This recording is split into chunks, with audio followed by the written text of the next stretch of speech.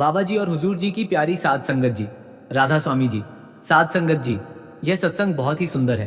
कृपया इस सत्संग को शुरू से एंड तक सुनिए। जी, अगर चैनल पर नए हैं तो प्लीज चैनल को सब्सक्राइब कर लीजिए और कमेंट बॉक्स में राधा स्वामी जी जरूर लिख दीजिए। संगत जी, हमारी आप सबसे एक विनती है कि इस सत्संग को अंत तक पूरा सुने जी, और कमेंट में अपने शहर का नाम भी जरूर लिखें जी, जिससे हम जान सके कि बाबा जी का सत्संग कहाँ कहाँ से सुना जा रहा है। राधा स्वामी जी, साध संगत जी, मौत के समय गुरु कैसे रक्षा करते हैं। जीवन का सबसे बड़ा सत्य मृत्यु है, और मृत्यु का सबसे बड़ा सत्य गुरु की कृपा है। यह संसार नश्वर है। यहाँ जो आया है वह एक दिन जाएगा अवश्य। परंतु प्रश्न यह है कि जाएगा कि कैसे और जाएगा कहाँ। क्या मृत्यु के बाद आत्मा का सफर समाप्त हो जाता है या फिर एक नई यात्रा का आरंभ होता है। संत मत के अनुसार मृत्यु कोई अंत नहीं बल्कि एक द्वार है जो हमें एक लोक से दूसरे लोक में ले जाता है, और इस द्वार पर इस अत्यंत कठिन और भयावह समय में सतगुरु ही एकमात्र सहारा है जो अपने शिष्य की रक्षा करते हैं। आज हम इसी परम पावन विषय पर चर्चा करेंगे कि किस प्रकार सतगुरु अपने प्रेमी भक्तों की मृत्यु के समय रक्षा करते हैं, किस प्रकार वे अपने शिष्यों को काल और माया के जाल से बचाते हैं, और किस प्रकार वे उन्हें सचखंड तक पहुंचाने का वचन निभाते हैं। मृत्यु क्या है और क्यों भयावह है। इस संसार में जन्म लेने वाला प्रत्येक प्राणी मृत्यु से भयभीत होता है। यह भय स्वाभाविक है क्योंकि मृत्यु एक अज्ञात यात्रा का नाम है। जब तक मनुष्य को यह ज्ञान नहीं होता कि मृत्यु के बाद क्या होगा, तब तक यह भय बना रहता है।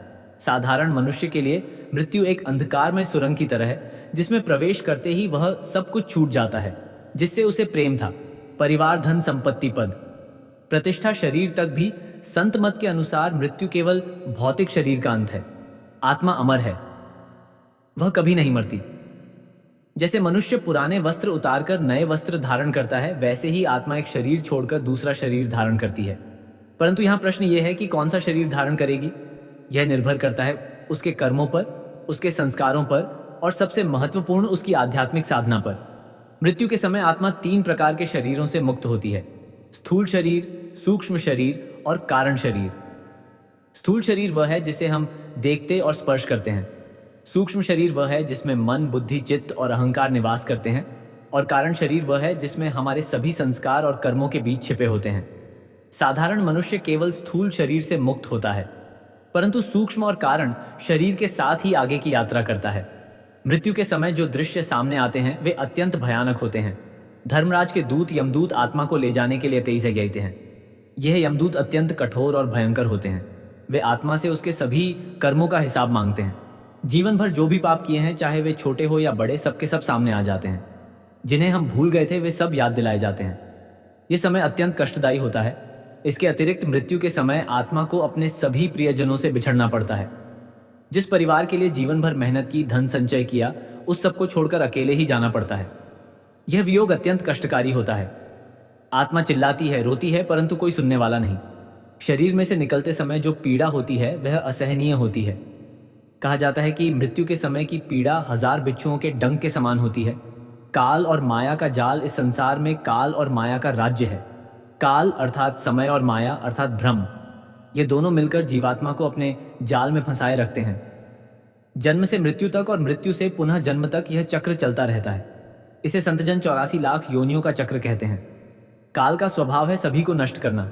समय सबको खा जाता है। राजा हो या रंग विद्वान हो या मूर्ख, सबको काल ही अपने मुंह में समा लेता है।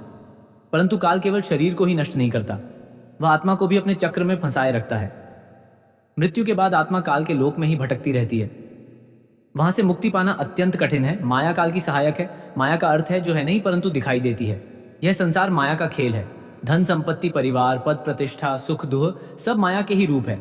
मनुष्य इन्हें सत्य समझकर इनमें लिप्त हो जाता है और अपने वास्तविक स्वरूप को भूल जाता है। जब मृत्यु आती है तो माया का पर्दा उठता है और आत्मा को अपनी वास्तविकता का बोध होता है, परंतु तब तक बहुत देर हो चुकी होती है। काल और माया के इस जाल से केवल सद्गुरु की कृपा से ही मुक्ति संभव है। बिना गुरु के, बिना नाम के, बिना भजन सुमिरन के आत्मा इस चक्र से मुक्त नहीं हो सकती, और मृत्यु के समय यह सहायता सबसे अधिक आवश्यक हो जाती है। गुरु शिष्य का पवित्र संबंध, संत मत में गुरु शिष्य का संबंध सबसे पवित्र और सबसे गहरा संबंध माना जाता है। यह संबंध केवल इस जन्म का नहीं बल्कि जन्म जन्मांतर का है। माता पिता का संबंध एक जन्म का है। पति पत्नी का संबंध कुछ जन्मों का हो सकता है, परंतु गुरु शिष्य का संबंध अनंत जन्मों का है। और यह संबंध तब तक बना रहता है जब तक शिष्य सचखंड तक नहीं पहुंच जाता। जब कोई जिज्ञासु सद्गुरु से नाम दान लेता है उस समय एक पवित्र संबंध स्थापित होता है। यह केवल एक औपचारिकता नहीं है बल्कि एक आध्यात्मिक बंधन है। गुरु उस समय शिष्य के सभी पापों और कर्मों का भार अपने ऊपर ले लेते हैं और उसे मुक्ति का मार्ग दिखाते हैं। गुरु 5 पवित्र नाम देते हैं जो आत्मा की रक्षा के लिए कवच का काम करते हैं। यह 5 नाम अत्यंत शक्तिशाली है। इन नामों में वह शक्ति है जो काल और माया के सभी आक्रमणों से रक्षा कर सकती है। परंतु केवल नाम प्राप्त कर लेना ही पर्याप्त नहीं है। इन नामों का सुमिरन करना अत्यंत आवश्यक है। जितना अधिक सुमिरन होगा उतनी ही अधिक शक्ति इन नामों में प्रकट होगी। नाम दान के समय गुरु एक वचन देते हैं। वे कहते हैं कि मैं तुम्हें सचखंड तक पहुंचाऊंगा, मैं तुम्हें काल के चक्र से मुक्त करूंगा, मैं तुम्हारी रक्षा करूंगा, विशेषकर मृत्यु के समय। यह वचन केवल शब्द नहीं है, यह एक आध्यात्मिक अनुबंध है। सद्गुरु कभी अपने वचन से पीछे नहीं हटते। चाहे शिष्य कितना ही पापी क्यों ना हो, चाहे उसने कितनी ही गलतियां की हो, यदि उसने नाम का सुमिरन किया है, यदि उसने गुरु में विश्वास रखा है तो गुरु अवश्य ही उसकी रक्षा करेंगे। शिष्य का कर्तव्य है कि वह गुरु के बताए मार्ग पर चले, प्रतिदिन भजन सुमिरन करे, सत्संग में जाए, सत्कर्म करें और सदाचार का पालन करें। यदि शिष्य अपने कर्तव्यों का पालन करता है तो गुरु की कृपा उस पर सदैव बनी रहती है और यह कृपा मृत्यु के समय अपना पूर्ण प्रभाव दिखाती है। सुमिरन और भजन का महत्व, जीवन में सुमिरन और भजन का महत्व सर्वोपरि है। सुमिरन अर्थात उन 5 पवित्र नामों का निरंतर स्मरण करना। यह स्मरण केवल मुंह से नहीं बल्कि हृदय से होना चाहिए। जब जीभ नाम का उच्चारण करें, मन नाम में लीन हो और आत्मा नाम के प्रेम में डूब जाए, तभी सच्चा सुमिरन होता है। भजन अर्थात ध्यान, गुरु ने जो मार्ग बताया है उस पर चलना। आंखें बंद करके मन को शांत करके अपना ध्यान तीसरे नेत्र पर केंद्रित करना। वहां गुरु के तेजोमय रूप का दर्शन होता है। वहां शब्द की ध्वनि सुनाई देती है। यह शब्द ही वह सच्ची शक्ति है जो आत्मा को ऊपर के लोकों में ले जाती है। जो व्यक्ति जीवन भर नियमित रूप से सुमिरन और भजन करता है, उसकी आत्मा शुद्ध हो जाती है, उसके पाप कटते जाते हैं, उसके संस्कार बदलते जाते हैं। जब मृत्यु का समय आता है तो ऐसी आत्मा तैयार होती है। उसे भय नहीं होता क्योंकि उसे विश्वास होता है कि गुरु साथ है। सुमिरन एक प्रकार का अभ्यास है। जैसे कोई सैनिक युद्ध के लिए प्रतिदिन अभ्यास करता है, वैसे ही साधक मृत्यु के लिए प्रतिदिन सुमिरन के माध्यम से तैयारी करता है। मृत्यु एक युद्ध है काल और माया के साथ, और इस युद्ध में विजय पाने के लिए सुमिरन ही एकमात्र हथियार है। कई बार लोग पूछते हैं कि हम तो व्यस्त हैं, हमारे पास समय नहीं है, परंतु यह तर्क कमजोर है। जिस परमात्मा ने हमें ये जीवन दिया, ये शरीर दिया, ये संसार दिया, क्या हम उसके लिए दिन में कुछ समय नहीं निकाल सकते? यदि हम अपने व्यवसाय के लिए समय निकाल सकते हैं, अपने मनोरंजन के लिए समय निकाल सकते हैं, तो अपनी आत्मा के लिए, अपनी मुक्ति के लिए समय क्यों नहीं निकाल सकते? संत जन कहते हैं कि प्रतिदिन कम से कम 2.5 घंटे भजन सुमिरन अवश्य करना चाहिए। यह समय आत्मा की सफाई का समय है। जैसे हम प्रतिदिन शरीर को स्नान कराते हैं, वैसे ही आत्मा को भी सुमिरन के जल से स्नान कराना चाहिए। जो ऐसा करता है उसकी मृत्यु सुखद होती है। मृत्यु के समय गुरु का आगमन, जब किसी दीक्षित शिष्य की मृत्यु का समय आता है तो सद्गुरु स्वयं उसके पास आते हैं। यह आगमन शारीरिक नहीं बल्कि आध्यात्मिक होता है। गुरु अपने तेजोमय रूप में प्रकट होते हैं। यह तेज इतना अधिक होता है कि सभी अंधकार दूर हो जाते हैं। मृत्यु का भय, यमदूतों का भय सब समाप्त हो जाता है। जो शिष्य जीवन भर भजन सुमिरन करता रहा है, उसे गुरु के इस तेजोमय रूप के दर्शन स्पष्ट होते हैं। उसे गुरु की मीठी वाणी सुनाई देती है जो कहती है, डरो मत, मैं तुम्हारे साथ हूं, मैं तुम्हें ले जाऊंगा। यह आश्वासन इतना शक्तिशाली होता है कि शिष्य का सारा भय समाप्त हो जाता है। उसके चेहरे पर एक दिव्य शांति छा जाती है। परिवार के लोग जो बाहर से देख रहे होते हैं, वे इस आंतरिक घटना को नहीं देख सकते, परंतु वे अवश्य देखते हैं कि मरने वाले के चेहरे पर एक अलौकिक तेज है। उसकी आंखें ऊपर की ओर उठी हुई हैं, जैसे वह किसी को देख रहा हो। उसके होठों पर मुस्कान है। कई बार तो मरने वाला व्यक्ति कहता है, देखो गुरुजी आ गए हैं, वे मुझे बुला रहे हैं। ऐसी अनेक सखियां हैं जहां संतों ने अपनी मृत्यु के समय गुरु के दर्शन का वर्णन किया है। उन्होंने बताया है कि किस प्रकार गुरु उन्हें सांत्वना दे रहे थे, किस प्रकार वे उन्हें आगे का मार्ग दिखा रहे थे। यह केवल कल्पना नहीं है, यह सत्य है। गुरु की कृपा अपार है और वे अपने शिष्यों को कभी अकेला नहीं छोड़ते। जो शिष्य अधिक साधना नहीं कर पाया, जिसका भजन सुमिरन कम रहा, उसे भी गुरु के दर्शन होते हैं, परंतु उतने स्पष्ट नहीं। फिर भी गुरु वहां अवश्य होते हैं। वे सूक्ष्म रूप में शिष्य की रक्षा करते हैं, यमदूतों को दूर रखते हैं और आत्मा को सुरक्षित ले जाते हैं।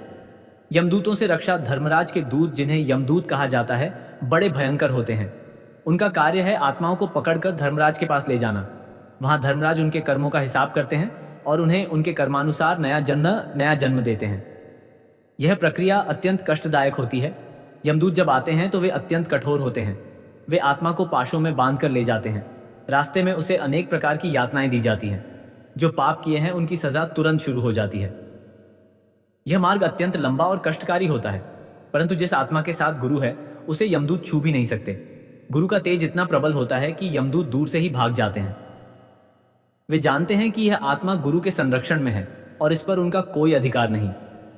कई सखियों में बताया गया है कि किस प्रकार गुरु ने यमदूतों से अपने शिष्य की रक्षा की। एक संत की कथा है जहां यमदूत आत्मा को ले जाने आए, परंतु गुरु ने उन्हें रोक दिया। गुरु ने कहा, यह मेरा शिष्य है, इसने मेरे नाम का सुमिरन किया है, तुम्हारा इस पर कोई अधिकार नहीं। यमदूत गुरु के सामने नतमस्तक हो गए और खाली हाथ लौट गए। यह गुरु की शक्ति है, यह नाम की शक्ति है। जिसने जीवन भर नाम का सुमिरन किया वह काल के चक्र से मुक्त हो जाता है। उसे यमदूतों का भय नहीं रहता, उसे धर्मराज के सामने जाने की आवश्यकता नहीं पड़ती। गुरु स्वयं उसे लेकर ऊपर के लोकों में चले जाते हैं। आत्मा की यात्रा पिंड से सचखंड तक मृत्यु के बाद आत्मा की यात्रा शुरू होती है। यह यात्रा अनेक लोकों से होकर गुजरती है। संत मत के अनुसार सृष्टि कई लोकों में विभाजित है। सबसे नीचे पिंड है, फिर अंड, फिर ब्रह्मांड, फिर परब्रह्म और अंत में सचखंड, वह परम धाम जहां परमात्मा का निवास है। फिर पिंड वह लोक है जहां हम रहते हैं। यह भौतिक संसार है। यहां पृथ्वी, जल, अग्नि, वायु और आकाश, यह 5 तत्व है। जब आत्मा शरीर छोड़ती है तो सबसे पहले वह इन 5 तत्वों से मुक्त होती है। यह प्रक्रिया कष्टदायक होती है क्योंकि आत्मा इन तत्वों से जुड़ी हुई होती है। गुरु की कृपा से यह प्रक्रिया सरल हो जाती है। गुरु आत्मा को 5 नामों के सुमिरन की याद दिलाते हैं। पहला नाम पृथ्वी तत्व से मुक्ति दिलाता है, दूसरा नाम जल तत्व से, तीसरा अग्नि से, चौथा वायु से और 5वां आकाश से। इस प्रकार आत्मा धीरे धीरे सभी तत्वों से मुक्त हो जाती है और पिंड से ऊपर उठने लगती है। पिंड से ऊपर अंड का लोक है। यह सूक्ष्म लोक है। यहाँ त्रिदेव ब्रह्मा, विष्णु, महेश का निवास है। यहाँ अनेक देवी देवता है। यह लोक अत्यंत सुंदर है। यहाँ दिव्य प्रकाश है, दिव्य संगीत है। बहुत से साधक यहाँ तक पहुंचकर रुक जाते हैं क्योंकि उन्हें लगता है कि यही मुक्ति है, परंतु यह सच नहीं है। यह भी काल का ही लोक है। गुरु आत्मा को आगे ले जाते हैं। वह बताते हैं कि यह अभी मंजिल नहीं है, अभी और ऊपर जाना है। आत्मा गुरु के साथ आगे बढ़ती है। अंड से ऊपर ब्रह्मांड का लोक है। यहाँ ब्रह्म का निवास है। ये और भी सूक्ष्म लोक है। यहाँ का प्रकाश और भी तीव्र है। यहाँ अनेक सिद्ध पुरुष और ऋषि मुनि निवास करते हैं। यहाँ का सुख अवर्णनीय है, परंतु गुरु फिर भी कहते हैं यह भी मंजिल नहीं है, यह भी काल का क्षेत्र है। यहाँ भी जन्म मृत्यु का चक्र है। आत्मा और आगे बढ़ती है। अब वह परब्रह्म के लोक में प्रवेश करती है। यहाँ पहुंचकर आत्मा को लगता है कि अब वह काल के क्षेत्र से बाहर आ गई है। यहाँ का आनंद अपार है, परंतु गुरु कहते हैं अभी थोड़ा और चलना है, सचखंड अभी दूर है। अंततः आत्मा सचखंड में प्रवेश करती है। यह वह परम धाम है जहाँ परमात्मा राधा स्वामी का निवास है। यहाँ ना कोई जन्म है, ना कोई मृत्यु, यहाँ ना कोई दुख है, ना कोई पीड़ा। यहाँ केवल आनंद है, केवल प्रकाश है, केवल प्रेम है। आत्मा यहाँ पहुंचकर परमात्मा में विलीन हो जाती है। यही मुक्ति है, यही मोक्ष है, यही जीवन का परम लक्ष्य है। ये सारी यात्रा गुरु के बिना असंभव है। गुरु ही मार्गदर्शक है, गुरु ही रक्षक है, गुरु ही वह शक्ति है जो आत्मा को सचखंड तक पहुंचाती है।